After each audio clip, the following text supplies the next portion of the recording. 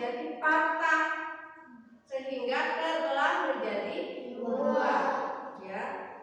Makanya kita kalau misalkan bepergian kemanapun atau naik sepeda apapun, kita harus selalu berhati-hati, ya. Jadi patah tulang itu posisinya ini posisi tangan misalkan. Nah itu jadi tidak apa namanya tuh? Jadi tidak pada posisi semula. Tulangnya itu kalau misalkan sudah patah, ketika terbentur maka tulang itu akan terbelah menjadi dua. Ada yang tulangnya menonjol, ada juga yang tulangnya patah tapi tidak tergores apapun, ya. Kalau misalkan tulang patah itu jangan dibiarkan, harus langsung melakukan pemeriksaan ataupun kita betulkan kepada orang yang sudah profesional dalam pemijat orang yang telah patah tulang. Jadi kita tuh kalau misalkan ingin memijat ketika patah tulang, jangan kepada orang yang sembarangan. Kalau misalkan kita tidak mempunyai kenalan orang yang tidak pernah memijat, kita bisa melakukan tim medis ke dokter untuk melakukan pemeriksaan lebih lanjut.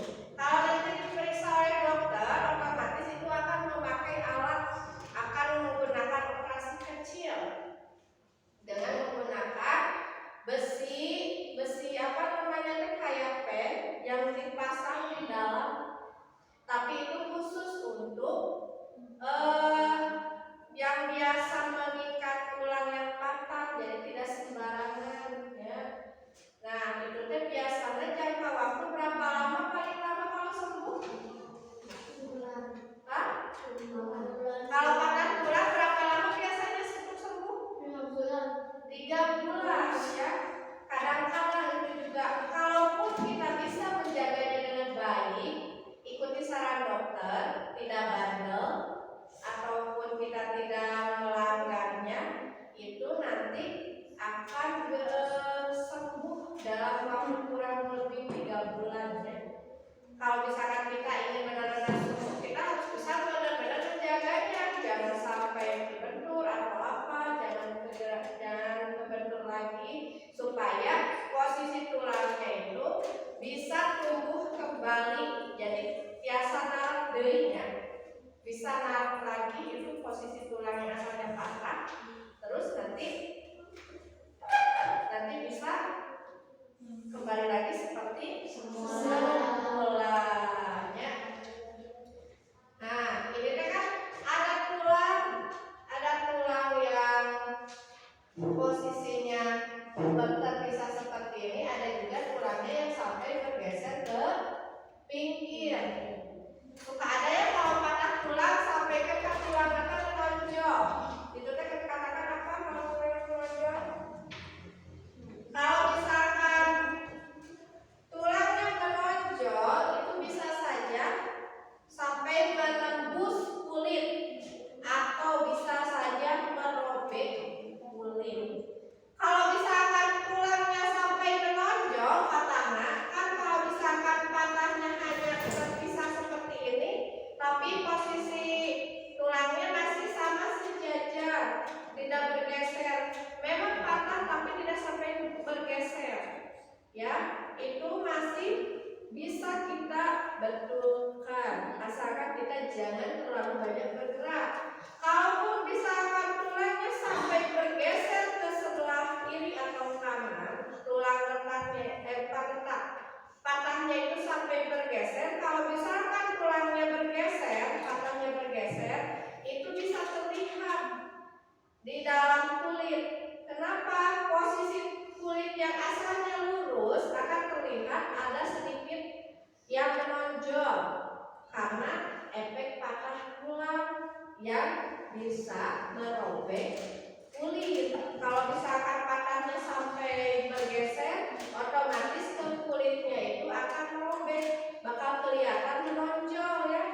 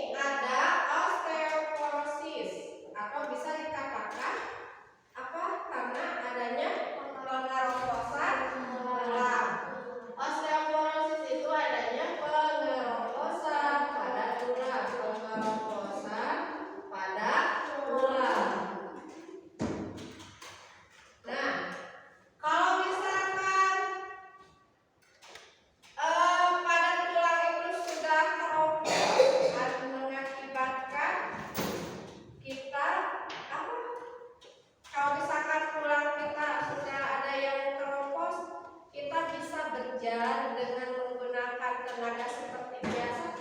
Tidak. Tidak, karena otot-otot kita juga akan semakin lemah. Otot-ototnya itu akan semakin lemah kalau misalkan tulangnya itu mulai meropos. Karena apa? Karena kurangnya asupan makanan yang tidak sehat, ataupun misalkan karena usia yang sudah semakin tua, itu bisa saja ya. Kalau udah tua otomatis tapi ada yang kuat, ada yang tidak ya, beda-beda tergantung. Nah, itu yang menyebabkan pengeroposan tulang itu pada awalnya tidak pernah berolahraga. Makanya kita itu harus sering melakukan aktivitas olahraga setiap hari. Setiap pagi kalian ke sekolah diantarin jalan kaki. Nah, kalau jalan kaki itu lebih bagus, lebih baik untuk mengatur kesehatan tubuh kita. Jalan-jalan di waktu pagi sampai terkena jemuran sinar matahari itu sangat bagus untuk pertumbuhan tulang kita, menjaga kesehatan, untuk memperkuat tulang kita. Makanya kalau setiap pagi selalu diperbolehkan untuk berjemur. Supaya apa? Kenapa harus berjemur? Punggung itu harus selalu dijemur karena untuk menjaga kesehatan tulang kita, supaya tulang kita terlihat apa? Terlihat kuat, memiliki zat besinya juga sama, jadi tidak akan mudah melemah dan tidak juga mudah menyebabkan pengeroposan pada tulang. Makanya dari cara pola makan juga sama ya. Dari cara pola makan kita harus bisa menjaganya, harus bisa makan makanan sehat dan bergizi yang ada asupan seratnya, zat besinya, kalsiumnya. Nah itu ketika nanti kalian juga kalau sudah tua, pasti kekuatan otot kita juga akan semakin melemah kalau udah tua ya. Terus kalau misalkan nanti juga kalau udah sampai kakek nenek, pasti coba lihat sini kakek nenek gimana, udah kuat jalan atau gimana. Ada yang masih kuat ya, ada yang masih bisa ke sawah, ada yang masih bisa bekerja. Nenek-nenek zaman sekarang itu paling rajin, dulunya itu sangat rajin. Beda halnya dengan zaman sekarang. Dulu mah kalau misalkan jalan-jalan kerja kemanapun jarang memakai sendal atau sepatu. Beda dengan sekarang ya. Nah, coba sekarang lihat yang ketiga, ada visura. Visura itu adalah letak tulang. Coba kalian bisa membedakan tidak letak tulang dengan patah tulang? Sama tidak? Tidak. Kenapa? Kalau patah gimana patah? Kalau patah gimana? Kalau patah mah hanya terpisah. Kalau misalkan retak mah itu pas tulang-tulangnya itu ada gambaran kayak gurat-guratan gitu, retak. Tahu retak? Kayak kaca kalau misalkan terbentur oleh bola, tendangan bola, bakal pecah mah. Pecah itu akan menjadi retak. Begitupun juga tulang kalau terbenturnya sangat keras, terus kemudian melindas, itu akan menjadi retak.